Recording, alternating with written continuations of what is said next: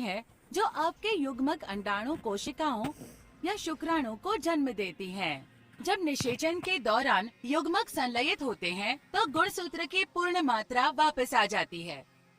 युग्मक के निर्माण के दौरान गुणसूत्र की संख्या आधी हो जाती है। लेकिन वास्तव में युग्मक कैसे बनते हैं? चलिए देखते हैं। यूकैरियोटिक कोशिका में अर्धसूत्री विभाजन एक महत्वपूर्ण प्रक्रिया है जो लैंगिक प्रजनन के दौरान होती है। पहले अर्धसूत्री विभाजन की शुरुआत में कोशिका का केंद्रक कोशिका द्रव्य से जल को अवशोषित कर फूलने लगता है।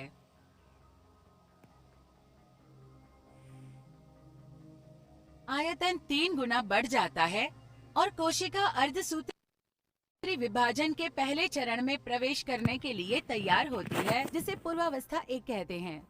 पूर्वावस्था 1 के पहले चरण यानी पूर्व तनुपट अवस्था में गुणसूत्र पतले, अकुंडलित, लंबे धागे की तरह दिखते हैं। बाद में ये संघनित होने लगते हैं और एक निश्चित आकार ले लेते हैं। इसे हम तनुपट अवस्था कहते हैं।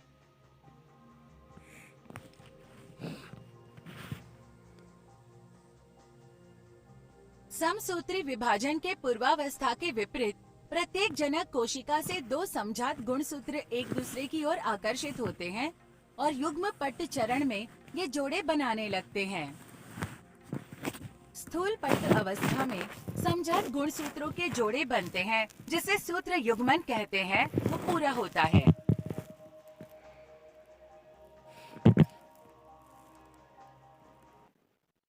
युगली या समजातीय गुणसूत्र आगे अनुदैर्ध्य संकुचन से गुजरते हैं और छोटे और मोटे हो जाते हैं।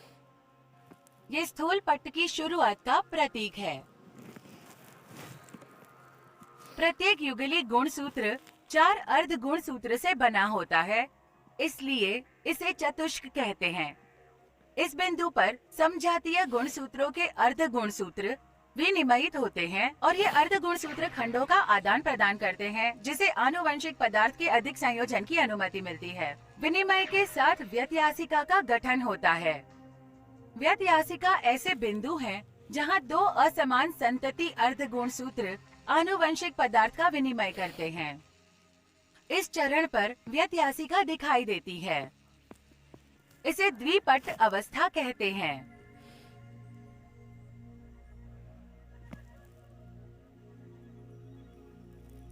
इसके बाद अर्धसूत्री विभाजन का अंतिम चरण आता है, जिसे डायाकाइनेसिस कहते हैं, जिसमें गुणसूत्र अलग अलग होते हैं और असमान अर्ध गुणसूत्र व्यत्यासिका के माध्यम से शिथिल रूप से जुड़े रहते हैं। अर्धसूत्री विभाजन के दूसरे चरण को पूर्व मध्यावस्था 1 कहा जाता है, जो केंद्रक झिल्ली के टूटने से पता चलता है। इस स्तर पर केंद्रक झिल्ली पूर्णतः सूक्ष्म नलिकाएं 2 चतुष्क के बीच तरकु तंतु के रूप में व्यवस्थित होती हैं। मध्यावस्था 1 के दौरान गुणसूत्र धुरी के भूमध्य रेखा पर व्यवस्थित हो जाते हैं और धुरी के सूक्ष्म नलिकाएं प्रत्येक चतुष्क के समरूप गुणसूत्रों के गुणसूत्र बिंदु से जुड़ी होती है। 2 समजातीय गुणसूत्रों के बीच प्रतिकर्षण बल बहुत बढ़ जाता है और गुणसूत्र अलग होने के लिए तैयार हो जाते हैं। पश्चावस्था 1 व्यत्यासिका अलग हो जाता है और गुणसूत्र प्रत्येक 2 अर्ध गुणसूत्र के साथ अलग अलग ध्रुवों में चले जाते हैं। इस चरण को पश्चावस्था 1 कहते हैं। अंत्यावस्था 1 गुणसूत्रों के चारों ओर केंद्रकीय झिल्ली के निर्माण को अंत्यावस्था 1 कहते हैं। कोशिका द्रव्य विभाजन के अंत में 2 संतति कोशिकाएं बनती हैं, जिसके बाद कोशिका अर्धसूत्री विभाजन 2 शुरू करने के लिए तैयार होती है। अर्धसूत्री विभाजन 2 के पहले चरण के दौरान, जिसे पूर्वावस्था 2 भी कहते हैं, तारक केंद्र 2 भागों में विभाजित हो जाता है और प्रत्येक तारक केंद्र धीरे धीरे विपरीत ध्रुव पर चला जाता है। इसके बाद केंद्रक झिल्ली गायब हो जाती है और 2 अर्ध गुणसूत्र वाले गुणसूत्र छोटे और मोटे हो जाते हैं। इसके बाद गुणसूत्र धुरी के मध्यांश पट्टिका पर व्यवस्थित हो जाते हैं और तर्को तंतु मध्यावस्था 2 की शुरुआत को चिन्हित करते हुए गुणसूत्र बिंदु पर उनसे जुड़ जाता है। फिर गुणसूत्र बिंदु 2 में विभाजित हो जाता है और प्रत्येक गुणसूत्र 2 अर्ध गुणसूत्र का निर्माण करता है। धुरी की सूक्ष्म नलिकाएं गुणसूत्रों के गुणसूत्र बिंदु से जुड़ी हुई दिखाई देती हैं। अगले चरण के दौरान, जिसे अंत्यावस्था 2 कहते हैं, सूक्ष्म नलिकाओं के संकुचन से अर्ध गुणसूत्र विपरीत ध्रुवों की ओर बढ़ने लगते हैं। अंत्यावस्था 2 में अर्ध गुणसूत्र पूरी तरह से विपरीत ध्रुवों पर चले जाते हैं।